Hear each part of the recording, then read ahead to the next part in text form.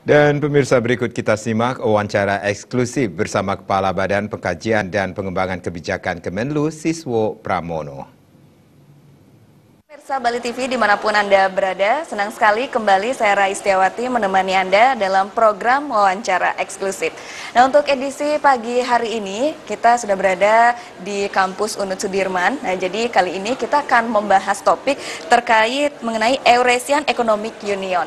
Nah, mengenai tentang topik kita untuk di hari ini, di sebelah saya juga sudah hadir narasumber kita, sudah hadir Bapak Dr. Siswo Pramono, SH LML, dan beliau ini merupakan Kepala Badan Pengkajian Pengembangan Kebijakan.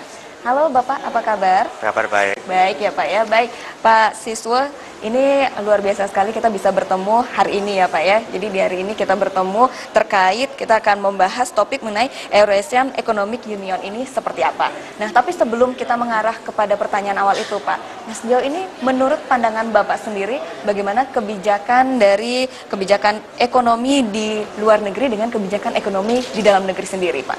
Ya, Indonesia saat ini sedang giat sekali membangun ya, termasuk meningkatkan kesejahteraan rakyat kita berdasarkan nawacita dari Presiden Joko Widodo. Nah, salah satunya kita itu harus mempergiat upaya kita untuk masuk ke pasar non tradisional. Tentu kita punya pasar pasar tradisional ya, seperti Eropa Barat, Amerika Utara, Cina, itu adalah pasar memang kita sudah biasa masuk. Nah, tugas kita dari Kementerian Luar Negeri dan kementerian lain adalah merintis ke pasar-pasar baru. Ya, itu apakah di Afrika, di Asia Tengah, di Eurasia ini, ya, di Amerika Latin. Nah, karena itulah makanya kita sekarang lagi giat untuk mengembangkan pasar-pasar baru non tradisional di kawasan Eurasian Union ini. Iya, baik. Nah, terkait dengan topik kita Pak hari ini, kita akan membahas mengenai Eurasian Economic Union ini.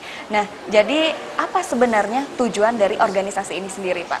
Ya, jadi organisasi ini terdiri dari Rusia, kemudian Belarusia, kemudian Kazakhstan, Kirgistan, dan Armenia. Mereka negara-negara yang ada di Eurasia, di Asia Tengah. Nah, tujuannya adalah mengembangkan kerjasama perdagangan di antara mereka sendiri. Nah, tentunya mereka ingin bekerja sama dengan ASEAN. Nah, karena Indonesia punya leadership di ASEAN, Indonesia adalah negara yang terbesar ekonominya di ASEAN, dan Rusia adalah negara yang ekonominya terbesar di Eurasia tadi. Nah, mereka diajaklah Indonesia bicara untuk bekerja sama di soal itu. Ya, baik, kedepannya ini seharusnya sebagai Indonesia ini sendiri harus seperti apa Pak dalam menentukan kebijakan ekonomi ini Pak, supaya lebih bagus dan lebih berkembang? Ya, pertama tentunya kita harus melakukan kajian. Karena kajian seperti apa Pak? Ya, BPPK, Badan Pengkajian Kebijakan dari Kementerian Luar Negeri ini mempunyai tugas khusus membuat kajian-kajian untuk Menteri Luar Negeri. Nah, untuk itulah kita bekerja sama dengan Udayana, karena di sini juga mempunyai banyak center-center kajian yang bagus. Nah, untuk itu kita ingin melakukan nanti suatu kajian yang implementatif mengenai bagaimana kita bisa masuk ke kawasan Euro-Asian Economic Union ini. Kalau kita lihat Indonesia tuh GDP-nya kan hampir 860 billion. Rusia itu 1,3 triliun. Jadi dengan dua ekonomi yang besar ini kita harapkan ASEAN dan Union itu bisa bekerja sama secara lebih baik. Kita sudah hitung Trade Complementary Index. Itu antara Indonesia dengan negara-negara di Union ini sudah cukup bagus, antara 0,40 lah ya, untuk Belarus, untuk Kazakhstan, untuk Armenia dan sebagainya. Nah, itu suatu potensi pasar yang bisa dikembangkan ke depan. Nah, itu saya kira kita sudah melihat dasar-dasar potensi yang bisa dikembangkan untuk kawasan itu.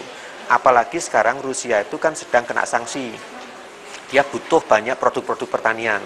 Sementara ekspor kita itu komoditas seperti CPO, karet. Nah, itu kita punya peluang untuk masuk ke kawasan Union, Eurasian Economic Union tadi. Iya, baik. Jadi berarti dalam artian sejauh ini Indonesia pun sangat berpeluang sekali ya Pak ya untuk memiliki kemajuan. Tapi kita ada saingan yang luar biasa, yaitu teman-teman kita sendiri, saingan kita dari Vietnam, dari Thailand, dan dari Malaysia. Iya, baik. Nah, untuk mengatasi saingan-saingan ini, langkah apa yang harus kita lakukan Pak? Ya, tentunya kita harus benar-benar konsisten dengan paket-paket ekonomi kita.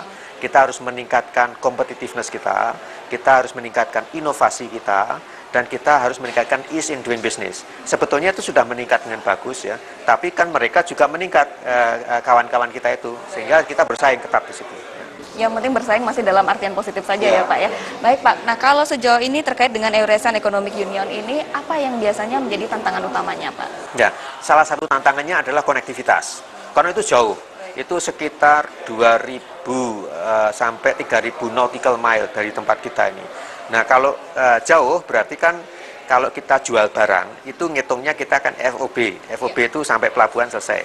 Nah yang beli itu ngitungnya CIF. Itu mereka harus memperhitungkan ongkos, insurance, dan pengangkutan. Nah kalau barang kita harganya tidak bersaing, ya mereka akan cari yang lebih murah. Jadi tantangan kita adalah konektivitas. Sejauh ini kita itu melalui pelabuhan di Iran, di Bandar Abbas. Jadi dari Priok dibawa pakai kapal ke Bandar Abbas, kemudian naik kereta api ke Sentral Asia. Nah, kita dalam pertemuan ini akan melihat akan adakah mungkin konektivitas baru, mungkin lewat jalur yang lain selain itu yang lebih murah. Itu salah satu. Baik, nah sejauh ini konektivitas seperti apa yang diharapkan untuk Indonesia sendiri ini Pak? Nah, konektivitasnya yang kita harapkan itu satu, jalannya itu tidak terlalu jauh ya. Yang kedua, ongkosnya murah, dan ketiga itu juga tidak hanya konektivitas infrastruktur keras, tapi juga konektivitas lunak. Artinya tidak ada tarif-tarif di sepanjang jalan, artinya ongkos masuknya tidak terlalu mahal. Itu semuanya kita rundingkan dengan mereka. Iya, baik. Nah, jadi dalam artian ini pun kita juga berharap untuk di Eurasian Economic Union ini tentunya Indonesia apakah sejauh ini bagaimana untuk perannya sendiri untuk di Eurasian Economic ini, Pak? Ya, tentu kita punya ikatan strategis ya dengan Rusia. Antara Indonesia dan Rusia itu secara bilateral ada kemitraan strategis, dan itu akan menjadi tumpuan kita karena leader yang ada di Eurasian Economic Union tadi kan Rusia.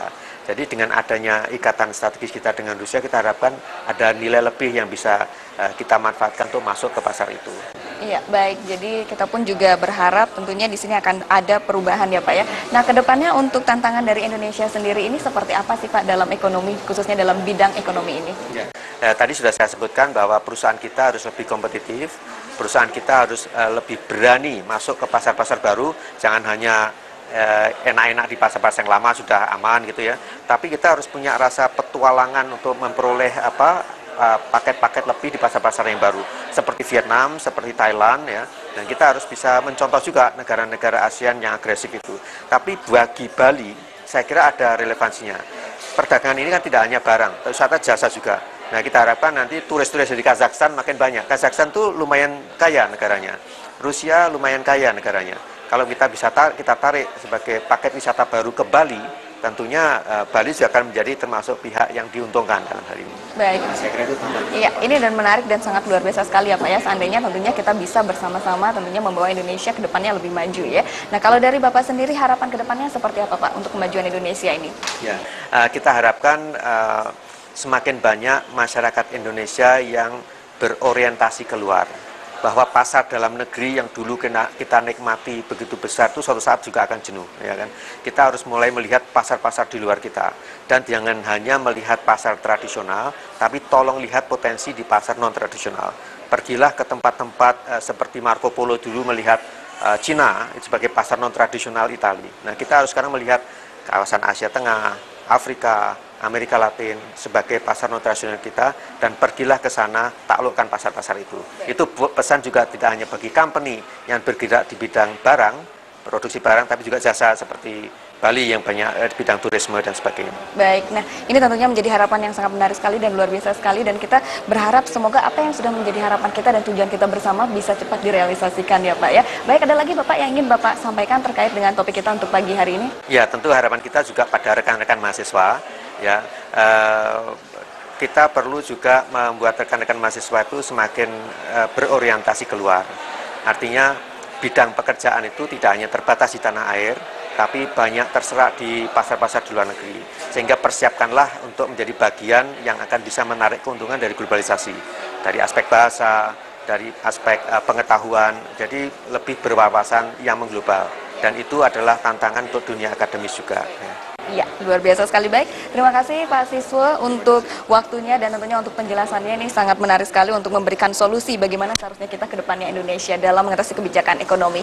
Dan baik pemirsa Bali TV, demikianlah wawancara eksklusif saya untuk hari ini bersama dengan Dr. Siswo Pramono, SH LLM, yang juga sekaligus merupakan Kepala Badan Pengkajian Pengembangan Kebijakan. Terima kasih sudah menyaksikan program kami. Akhir kata saya Rais Setiawati beserta kru kerabat kerja Bali TV, mohon pamit undur diri. Salam Indonesia.